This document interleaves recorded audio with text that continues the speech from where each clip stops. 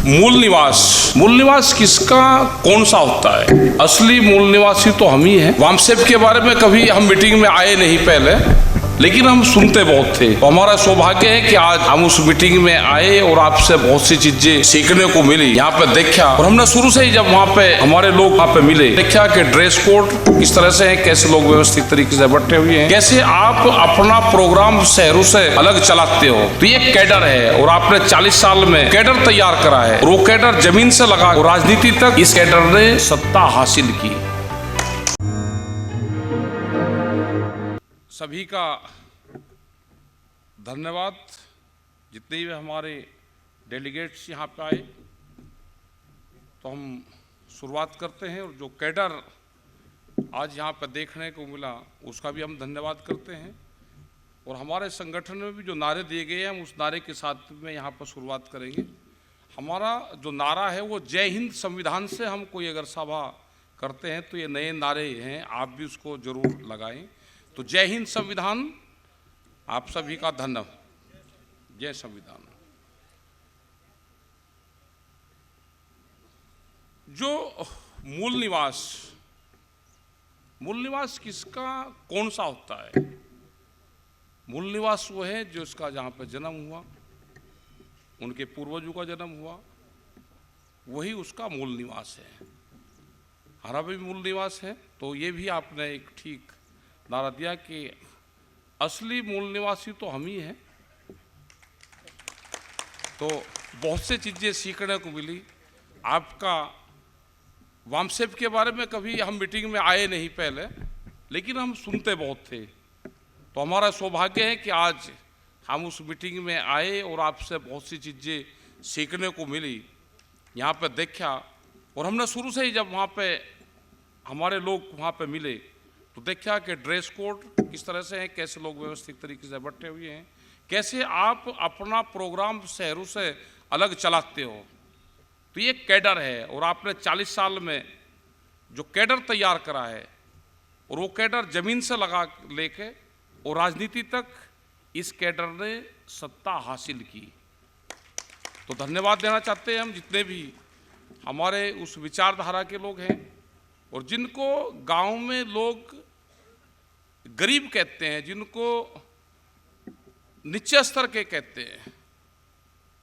हम कहते हैं कि हम भी उन्हीं में से ही एक है। किसान और मजदूर कोई अलग नहीं है।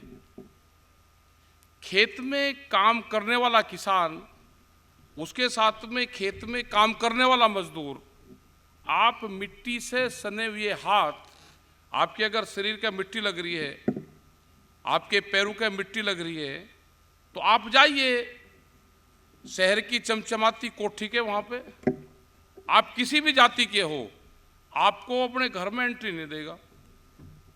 तो दलित समाज फिर कौन हुआ? हम सभी दलित समाज से हैं। जो लोग खेत में काम करते हैं, गांव में रहते हैं, शहर की बनपस हम सब दलित हैं। वो यही मानते हैं कि गांव से आया है, वो कोई जाति नहीं पूछते वहाँ पे। लेकिन आपका जो संगठन है वो काम कर रहा है। वामसेप के बारे में हम सुनते थे और यहाँ पर देखा भी है, जिस तरह से ड्रेस कोड है, आप व्यवस्थित तरीके से बैठे हुए हैं, आपने ऊंचाइयों तक छुआ है। आप बड़े बड़े ओहदे पे लोग गए, लेकिन आपने संगठन को नहीं छोड़ा। आपने संगठन को बढ़ाने का काम करा। आप तन मन और धन से इस संगठन को सींचते रहे, क्योंकि कोई भी संगठन बढ़ेगा तो बगैर धन के नहीं बढ़ सकता। और जिस तरह से लोग एक गांव से आते थे, जिस समाज की आपने बात करी, हम बाबा साहब की बात करते हैं, जिस समाज से वे आते थे, जहाँ से आते थे, जिस गांव से आते थे, और वो किस पद तक ऊपर तक गए, आपने उनकी विचारधारा को आगे बढ़ाने का काम करा। उस संविधान को बढ़ाने का काम करा जिससे पूरा देश चलता है, जिससे पूरी दुनिया संविधान उस किताब से चलती थी। आपने उसके सम्मान को, उसमें जो विचारधारा है उसको बढ़ाने का आपने काम करा। आज जो सी पार्टियां, जो सरकारें आज हैं, हम भी बार बार यही कहते हैं कि संविधान के तहत सरकारें नहीं चल रही। आप भी वही बात कहते हो, बाबा साहब ने भी वही बात कही कि जो लिखा गया संविधान में उसके हिसाब से इस देश को चलना चाहिए। लेकिन आज सरकारें उस काम पे नहीं हैं। सरकारें ना देश के संविधान को मानती, ना देश के कानून को मानती, ना देश के इलेक्शन कमीशन को मानती। वो सब लोग आपके सामने है सब चीज। जिस तरह से कोर्ट कचहरियों पे, वकील और हकीम पे, पुलिस प्रशासन पे जिस तरह से पाबंदियां लग रही है, बोलता कोई नहीं है। हमको कुछ मिले, आप ही की विचारधारा के कुछ जज मिले, वे रात के अंधेरे में हमसे मिलते हैं। मतलब क्या एक भय देश में होगा कि रात के अंधेरे में मिलेंगे, दिन के उजाले में कोई अधिकारी मिलना नहीं चाहता? आज से पहले तो ये व्यवस्था थी नहीं, लेकिन आज एक भय है। उन्होंने कहा कि हम सब साथ में हैं, आप अपनी आवाज उठाते रहें। और हमारा भी है कि हम देश में आंदोलन और आंदोलनकारियों की मदद करते हैं। वो आंदोलन कोई भी करे, और आंदोलनकारी, देश से आंदोलनकारी और आंदोलन दबना नहीं चाहिए। हम राजस्थान में गए, 8-10 गाड़ियां थी हमारे साथ में, सामने देखा कि लोग नारेबाजी सी कर रहे। हमने तो स्वागत ही देखे थे, हमने सोचा स्वागत कर रहे होंगे भाई। फिर नजदीक गए कि जी झंडे नहीं, झंडे तो कुछ काले झंडे ले रहे। काले झंडा तो विरोध का है, लेकिन नारे पूरे लगा रहे। जब तक हम कुछ समझ पाते, रोक पाते, उन्होंने गाड़ी पे पत्थरबाजी करी, 4 गाड़ी तोड़ दी। आपस में झगड़ा हुआ, क्योंकि हमने भी पहली बार ही विरोध देखा। हमारे वाले भी उतर कर मारपीट होगी, वे पकड़ लिए, पुलिस लेगी। उनके परिवार के फोन आए कि जी उनको छुटवा दो जी, वो माफी मांग ले। मैं कहना आंदोलनकारी ना माफी मांगेगा और ना उनके ऊपर मुकदमा दर्ज होगा। वे आंदोलनकारी थे, वो माफी क्यों मांगेंगे भाई? कोई विचारधारा से हमारी वे सहमत नहीं है, उन्होंने अपना विरोध करा, हम भी तो विरोध करते हैं। कोई आंदोलनकारी ना माफी मांगेगा। हमने फिर पुलिस को और उसको कहा भाई कोई इन पर मुकदमे ना करो, बच्चे हैं। हमारी विचारधारा से सहमति नहीं इनकी है, लेकिन इनकी भी कोई न कोई विचारधारा होगी। लेकिन माफी नहीं, आंदोलनकारी क्यों माफी मांगे? तो ये भी जो देश में जो घटनाक्रम चल रहे हैं, आप सब बुद्धिजीवी लोग हैं, अपनी विचारधारा को आगे बढ़ाएं। देश का संविधान से सरकारें कैसे चले, ये मुहिम चल रही है। और हमने जब भी ये नारे दिए, हम जब भी अपनी शुरुआत यूट्यूब पर उस पर कोई पे करते हैं तो जय हिंद संविधान साहब हमने शुरू कर दिया। धन्यवाद। और जय हिंद संविधान के नाम से हम अब शुरू करते हैं, जिससे हमारा संविधान बचे, जिससे बाबा साहब की जो नीति है, जो किताब है, जो पुस्तक है, जो धार्मिक किताब है पॉलिटिकल, जिससे देश चलता है, वो बचे, उस पर लोग काम करें। और आपकी तरह का जो कैडर होगा, ये विचारधारा होगी तो ये आगे बढ़ेगी, उस पर काम होंगे। क्योंकि आने वाले टाइम पे बहुत स्थिति और देश की खराब होगी। जो पॉलिटिकल पार्टी है, पॉलिटिकल पार्टियां इसलिए बनाई जाती हैं कि या तो हम सत्ता पे काबिज रहे, कुर्सी पे, यहाँ पे। अगर हम यहाँ पे काबिज नहीं है, वहां पे हैं, तो इस कुर्सी की निगाह रखें। लेकिन इतने दबा दी गई पॉलिटिकल पार्टी, और भी पॉलिटिकल जो पार्टियां हैं वे टूटेंगी, उनके लोग तोड़ दिए जाएंगे। और अभी यह सिलसिला बहुत स्पीड से चलेगा। आने वाले टाइम पे जब संघर्ष होगा, जब देश आजाद हुआ तो 90 वर्ष आंदोलन चले।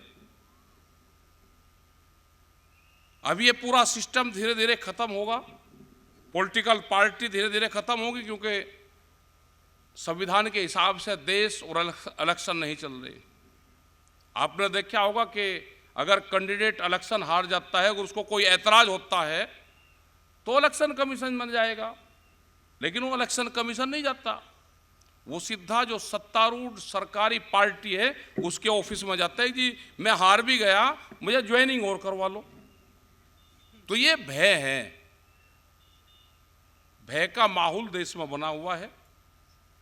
ये तो आंदोलन होंगे जो इस देश को बचाएंगे, पॉलिटिकल पार्टी इस देश को अब नहीं बचाएगी। देश में अगर आंदोलन होंगे वो आंदोलन किसी भी रूप से खड़ा हो, नौजवान का खड़ा हो, किसी विचारधारा के साथ में खड़ा हो, किसान मजदूर का खड़ा होगा, आदिवासियों का आंदोलन खड़ा होगा। हम छत्तीसगढ़ में ही अभी जो बात कर रहे हैं वो बिल्कुल उसमें तो है कि एमएसपी पे एक कंपटीशन दो पार्टी में हुआ और उन्होंने एमएसपी पे धान खरीद की बात करी, लेकिन वहाँ पे जो पहले वाली सरकार थी वो भी वहाँ पे जंगलों को काट रही थी, आदिवासी के जंगलों को। अब के मुख्यमंत्री बनने से सबसे पहला काम यही करा कि जो हसदेव के जो जंगल थे उन जंगलों को काटने का काम करा। जो आदिवासी हमारे गांव के लोग थे उनके बाहर पुलिस लगाई, जो आंदोलनकारी लोग थे उनको अरेस्ट करा और 24 घंटे में वहाँ के करीब 200 के आसपास, 200 एकड़ के आसपास के वहाँ के जो हमारी जानकारी में जंगल काटे, मतलब 300 कटिंग मशीनें थी। और ये वही जंगल थे जहाँ पे भगवान श्री राम उन जंगलों में, जिन्होंने 14 साल तक उन जंगलों में निवास करा। एक तरफ पूरी दुनिया में हम बात पर्यावरण की करेंगे, किसान अगर पुराली जलाएगा तो उसको कहेंगे कि पर्यावरण का नुकसान कर रहे, और एक तरफ जो हमारे वन हैं, जो इनसे वर्षा मिलती है, जो हमारे जंगली जानवर वहाँ पे हाथी और वे लोग रहते हैं, उन जंगलों को काटने का काम करा जा रहा। देख इसको रहे, जो अडानी का बड़ा ग्रुप है उसको वहाँ पे खनन का काम दिया जा रहा है। तो ये तो पूंजीपतियों का राज इस देश में होने वाला है। उसको बचाएगा तो ये देश आंदोलन से बचेगा, ये देश पॉलिटिकल सिस्टम से नहीं बचेगा। जब आदमी बड़ा हो जाएगा तो आंदोलन से हट जाता है और गरीब, किसान, आदिवासी वही आने वाले टाइम पे आंदोलन को चलाएंगे। तो हमको जो हमारी संविधान की जो बुक है, जो हमारी किताब है, जो हमारा संविधान का धर्म ग्रंथ संविधान का है, जो पॉलिटिकल धर्म ग्रंथ जिसको कहते हैं, जिससे देश चलता है, ये बचेगा। इसके सिस्टम से अगर देश चलेगा तो ये देश बचेगा। तो आप लोगों ने बात सुनी, आपका बहुत मजबूत संगठन है, हम भी आपसे कुछ सीखेंगे कैसे कैसे आपने बढ़ाया, क्योंकि हमारे पास में जनसंख्या बहुत है लेकिन अव्यवस्थित है। ट्रैक्टर चलेंगे तो हमारे ट्रैक्टर लाइन में नहीं चलते भाई। ट्रैक्टर चलेंगे, दिल्ली में भी गए तो 4 लाख से ज़्यादा ट्रैक्टर गए, लेकिन दिल्ली को चारों तरफ से घेर लिया, 7-8 लाइन थी। अगर दिल्ली का आंदोलन अगर उसको एक लाइन में कर दे, अगर जो बॉर्डर था अगर एक लाइन में कर दो तो कम से कम वो 400 किलोमीटर लंबा बॉर्डर उसके बैठते, अगर एक लाइन में उसको कर देते। आज भी हमने भी शुरू करा है कि ट्रैक्टर प्रमुख बनाएंगे। एक सरकारी संगठन है, उन्होंने अपने बनाए पन्ना प्रमुख। एक पर्चा लिया, कह लिया सब पन्ना प्रमुख हो। हमने कहा भाई ट्रैक्टर प्रमुख बनाओ अपने, क्योंकि ट्रैक्टर ही मुकाबला करेगा आने वाले टाइम पे।